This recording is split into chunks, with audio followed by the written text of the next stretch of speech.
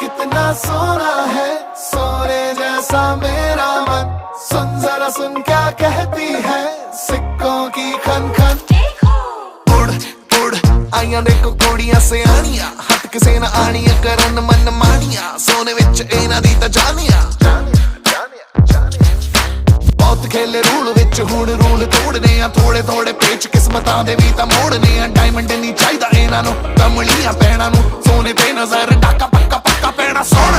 विच जे कोई भी आया देनियां मैं गोलियां चलावे, गोली गोलियां चलावे गोली।